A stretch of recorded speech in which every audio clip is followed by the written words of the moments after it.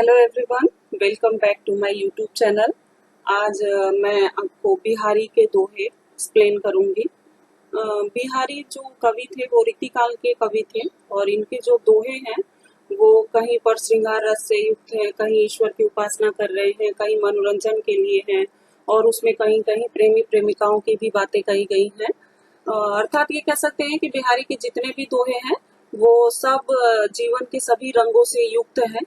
सिर्फ भक्ति ही नहीं है, वहाँ मनोरंजन भी है, प्रेम भी है। इनका जन्म जो हुआ था वो 1595 में और इनकी मृत्यु हुई थी 1663 ईस्वी में। इनका जन्म स्थान ग्वालियर है।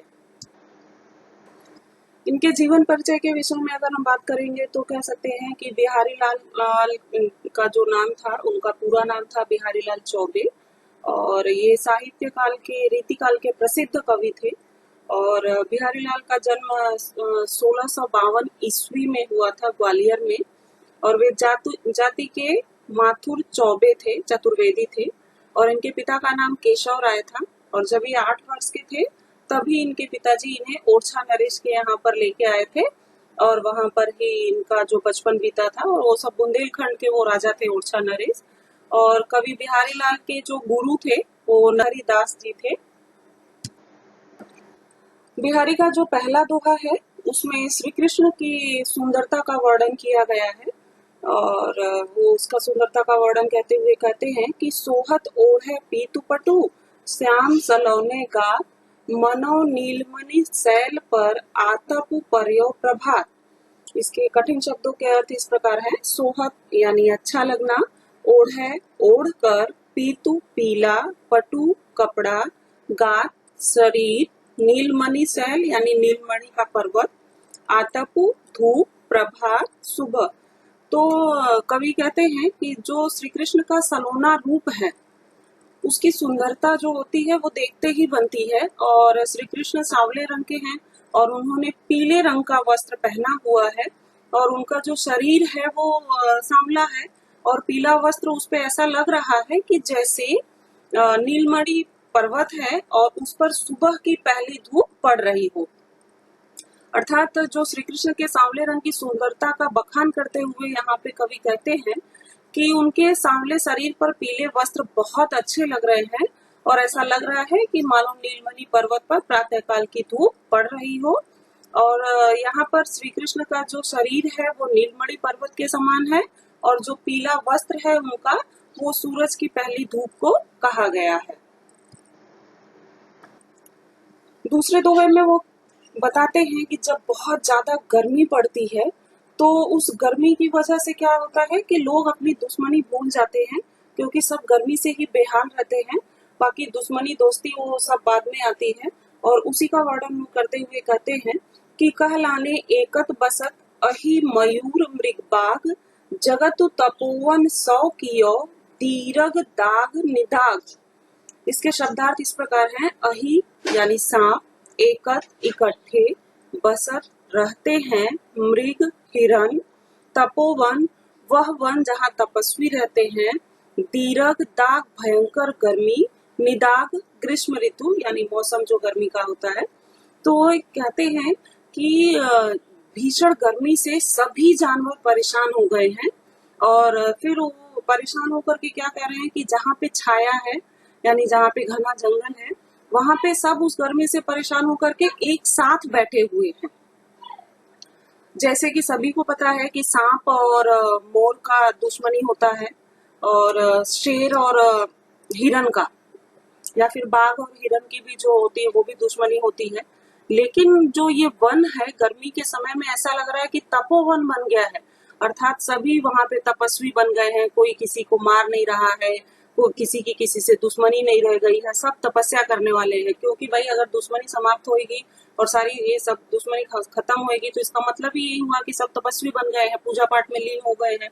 तो वहीं वो कह रहे हैं कि जो ये जंगल है वो तपस्वियों का जंगल बन गया है, तपोवन के समान बन गया है। इतनी अधिक गर्मी पड़ रही है कि मोर और सांप, हिरन और बाघ सब एक साथ इस जंगल में बैठे हुए हैं। सभी अपनी दुश्मनी को भूल गए हैं, आपस के जो भेदभाव बैर है वो भी भूल गए हैं। क्यों? क्योंकि सब के सब पहला गर्मी से बहुत ज्यादा परेशान है और बेहाल है, इसी वजह से वो सब एक साथ बैठे हैं और अपनी दुश्मनी को भूल गए हैं।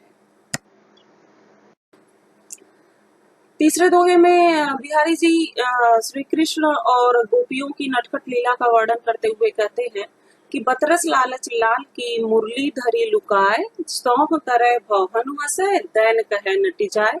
बतरस यानी बात करने का आनंद लेने के लिए, लाल श्री कृष्ण जी, मुरली बांसुरी, लुकाए छुपाना, सौंह शपथ लेना यानी कसम खाना, भौहन भौहों से, भौह यानी आईब्रो भी कह सकते हैं, नटी जाए मना कर देना।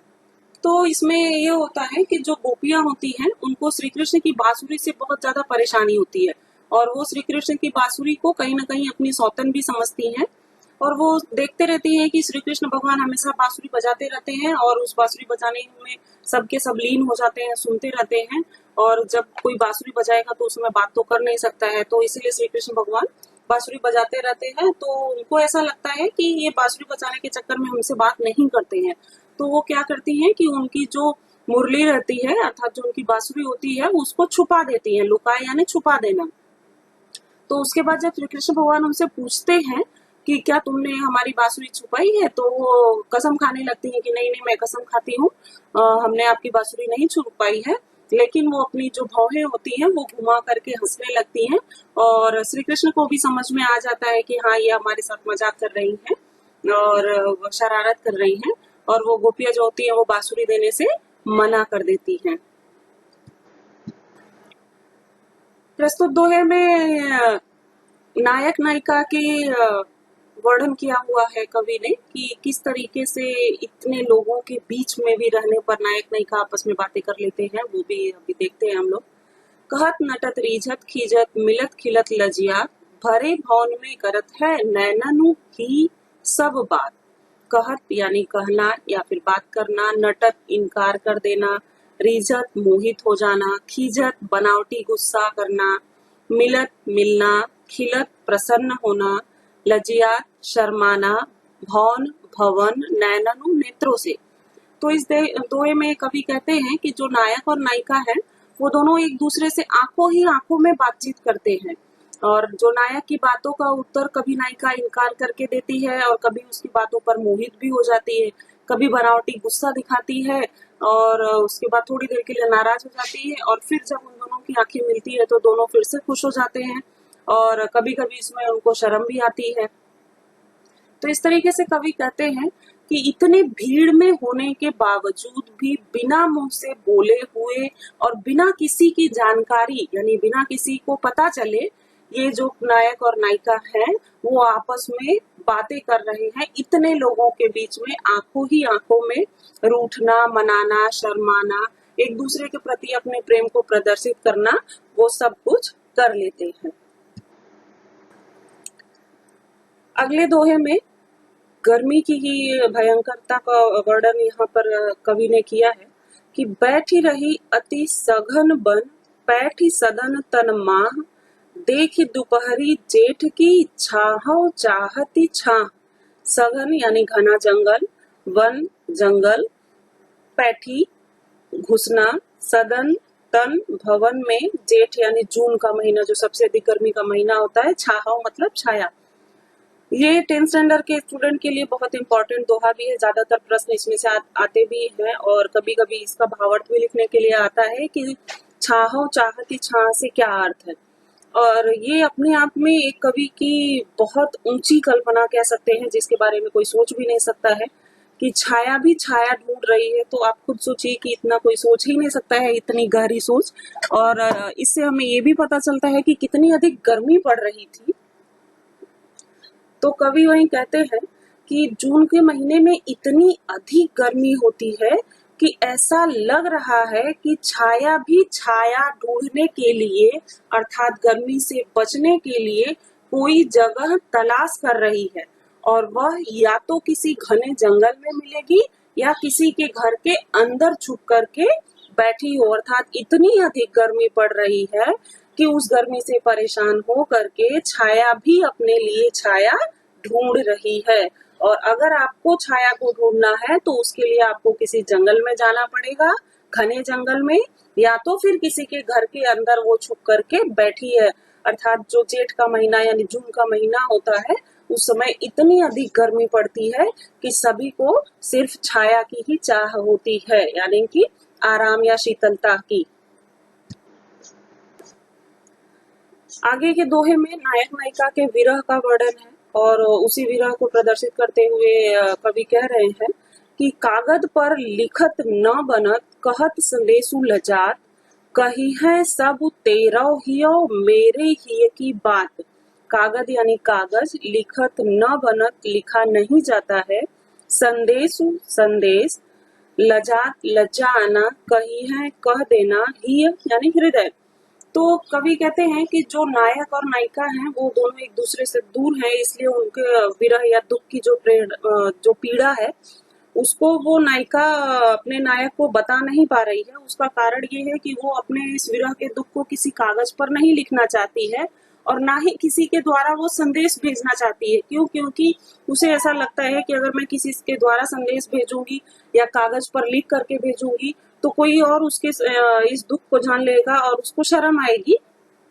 इसलिए वो कहती है कि ना तो मैं कागज पर लिखूंगी और ना ही किसी के द्वारा संदेश भेजूंगी, और यदि मेरा हृदय और तुम्हारा हृदय आपस में एक दूसरे से जुड़े हुए हैं तो अगर मुझे कोई दुख है तो मेरे हृदय की बात तुम्हारा हृदय अपने आप उसको समझ लेगा और वो उससे भली भांति परिचित भी होगा। अर्थात तुम्हें मेरी विरह दशा पता होगी और मुझे वो किसी के द्वारा मैसेज भेजने की जरूरत या फिर लिखने की जरूरत नहीं है। प्रस्तुत दोहे में कवि कहते हैं कि प्रकट भय द्विजराज कुल, सुबह बसे ब्रज आए, सुबस बसे ब्रज आए, मेरे हरव कलेश सब, केशव केशवाई। द्विजराज यानी चंद्रमा या ब्राह्मण कह सकते हैं, सुबस अपनी इच्छा से, केशव श्री कृष्ण, केशव राय बिहारी कवि के पिता। तो यहाँ पर जो बिहारी कवि हैं वो बता रहे हैं कि उनके पिता का जो नाम है वो केशव राय है और जो श्री कृष्ण भगवान है उनका भी नाम केशव है। तो वही वो कहते हैं कि आपने चंद्रवंश में जन्म लिया है और आप स्वयं ही ब्रज में आकर के बस गए हैं और आपका नाम भी केशव है और मेरे पिताजी का भी नाम केशव राय है। तो वही वो कह रहे हैं कि यदि आप मेरे पिता हो, क्योंकि आपका भी नाम केशव है और मेरे पिता का भी नाम केशव है, तो मैं यहाँ पर आपकी भक्ति एक भक्त और ईश्वर के रूप में नहीं बल्कि एक पिता के रूप में कर रहा हूँ। क्यों? क्योंकि दोनों जन का नाम एक ही है और यदि आप मेरे पिता के समान हैं तो आप मेरे सारे कष्टों को दूर करिए। क्योंकि हमेशा ये देखा जाता है कि जो एक पिता होता है वो अपने बच्चों के ऊपर कोई भी कष्ट आने नहीं देना चाहता है और अगर कोई कष्ट आ भी गया तो उसको तुरंत दूर करता है। तो यहीं पर जो अपने भक्ति के माध्यम से कवि श्री कृष्ण से प्रार्थना करते हैं कि आपका नाम भी केशव है और मेरे पिता का भी नाम केशव है, इसलिए आप मेरे सारे कष्टों को दूर करिए या फिर मेरे सारे कष्टों का नाश करिए। इस दोहे में जो आडंबर है, दिखावा है और आज के समय में ज्यादातर ऐसा होता भी है, उसी का वर्णन करते हुए बिहारी कवि कह रहे हैं। जबकि ये दोहा उस जमाने में लिखा हुआ है रीतिकाल में, लेकिन आज के समय में भी ये दोहा उतना ही सटीक और सच्चा साबित होता है। जप माला छापै तिलक, सरन एको काम, मन काचय नाचय वृथा, साचय राचय राम। जप माला यानी माला जपना, छापै यानी छापा है या फिर जो हम डिजाइन बनाते हैं कह सकते हैं, कोई ओम बनाता है, कोई त्रिशूल बनाता है या फिर जो भी टीका लगाता है वो हो सकता है। सरय यानी पूरा होना, मन काचय कच्चा मन, बिना सच्ची भक्ति वाला मन कह सकते हैं, नाचय यानी नाचना, वृथा बेकार में, साचय सच्ची भक्ति वाला, राचय प्रसन्न होना। तो इसमें कवि लोगों को ये कहते हैं कि जो बाहरी दिखावा या आडंबर है उसके करने से ईश्वर प्रसन्न नहीं होता है। अगर हम माला ले ले और भगवान का नाम रटते रहे, जपते रहे और तिलक लगा ले और उसके बाद अपने मन में दूसरों के लिए बुरा सोचते रहे और दिमाग और मन तो एक साथ है नहीं और सिर्फ मुंह से हम रट रहे हैं और ऊपर से दिखावा किए हुए हैं कि हम बहुत बड़े भक्त हैं, तो क्या ऐसे भक्तों से वाकई ईश्वर प्रसन्न होगा? बिल्कुल नहीं होगा। क्यों? क्योंकि ईश्वर की जो भक्ति होती है वो सच्चे मन से की जाती है, बिना मतलब का, तिलक लगा करके, माला जपने से या उनकी भक्ति में नाचने से कोई भी काम नहीं हो सकता है और ना ही ईश्वर की भक्ति हो सकती है। यदि आपका मन सच्चा है और सच्चे मन से अगर आप ईश्वर की भक्ति करेंगे तो जरूर ईश्वर प्रसन्न होते हैं। और सच्चे मन से अगर राम का नाम, यहाँ पे राम का नाम यानी आप जिस भी ईश्वर की पूजा या उपासना करते हैं उससे लिया गया है, ईश्वर से लिया गया है कि अगर आप सच्चे मन से सिर्फ ईश्वर की उपासना करेंगे तो वहीं पे ईश्वर आपसे प्रसन्न हो जाएंगे। आपको किसी प्रकार की आडंबर या दिखावा करने की जरूरत नहीं है। और इसके जो सारे दोहे हैं वो बिहारी सतसई से लिए गए हैं। बिहारी सतसई में और भी बहुत सारे दोहे हैं और इन दोहों में कवि ने कहीं पर भक्ति, कहीं पे नीति, कहीं श्रृंगार और इन सबों का सुंदर मेल प्रस्तुत किया है। और पहले दोहे में कवि कहते हैं कि श्री कृष्ण के सुंदरता का वर्णन करते हुए कहते हैं कि नीलमणि पर्वत के समान जैसे लग रहा है कि उनका जो नीला शरीर है और उस पे पीला वस्त्र बहुत ही सुंदर और सुशोभित हो रहा है, जैसे नीलमणि पर्वत पर सुबह की धूप पड़ रही हो। दूसरे दोहे में कवि गर्मी की वर्णन करते हुए कहते हैं कि गर्मी के कारण जंगल तपोवन बन गया है, जहाँ सभी जानवर अपनी दुश्मनी भुला करके एक साथ बैठे हुए हैं। तीसरे दोहे में कवि गोपियों को श्री कृष्ण के साथ बात करने की उत्सुकता को प्रकट करते हुए कहते हैं कि गोपियों ने श्री कृष्ण की बांसुरी को चुरा लिया है और वो उसको देना नहीं चाहती है, और लेकिन श्री कृष्ण भगवान फिर भी जान जाते हैं।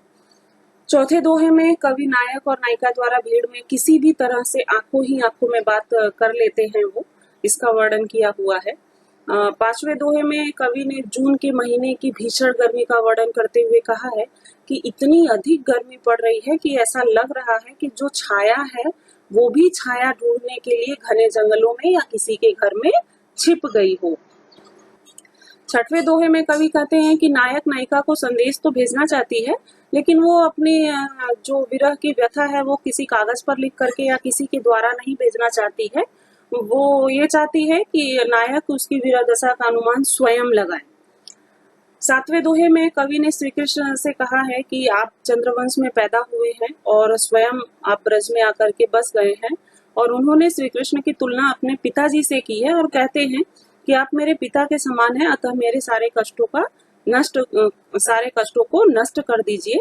और अंतिम दोहे में जो कि बहुत महत्वपूर्ण भी है, उन्होंने यही कहा है कि हमें आडंबर या दिखावा करने से बचना चाहिए। ईश्वर की जो सच्ची भक्ति होती है वो सच्चे मन से की जाती है। किसी प्रकार के दिखावा करने की, तिलक लगाने की या फिर माला जपने की जरूरत नहीं होती है। अगर हम सिर्फ सच्चे मन से ईश्वर की भक्ति करेंगे तो हमारे जो ईश्वर हैं वो अवश्य प्रसन्न हो जाएंगे। दोहों में हमने ये देखा कि कहीं पर ईश्वर की भक्ति है, कहीं श्री कृष्ण की सुंदरता का वर्णन है, कहीं नायक नायिका का वर्णन है, तो कहीं पर वो हमें जो समाज के लोग हैं उनको मौसम से अर्थात गर्मी से कितनी परेशानी होती है और गर्मी की वजह से कैसे लोग अपनी दुश्मनी भी भूल जाते हैं। और सबसे अधिक जो अच्छी बात उन्होंने कही, एक लाइन है कि छाहो ढूंढती छा, अर्थात छाया भी अपने लिए छाया ढूंढ रही है। और ये कवि की इतनी उच्च कल्पना हो सकती है जिसके बारे में कोई सोच भी नहीं सकता। और कहा भी जाता है कि जहाँ न पहुंचे रवि वहां पहुंचे कवि। और बिहारी तो रीतिकाल के प्रसिद्ध कवि हैं ही हैं। उनके एक एक दोहे में इतना बड़ा बड़ा अर्थ छुपा हुआ है कि बहुत सारे कवियों की बहुत बड़ी बड़ी कविताएं भी उतना अच्छा संदेश नहीं दे पाती हैं जितना कि 2 लाइन में इनकी जो दोहे हैं उसमें जो इतने अच्छे उन्होंने संदेश दिए हैं। और बहुत अच्छा कहा जाए तो वो सबसे अंतिम वाला दोहा है कि भाई हमें दिखावा नहीं करना है, हमें सच्चे मन से ईश्वर की भक्ति करनी है। अगर आपको मेरा ये वीडियो पसंद आया हो तो प्लीज लाइक, सब्सक्राइब और शेयर करना न भूलें। धन्यवाद।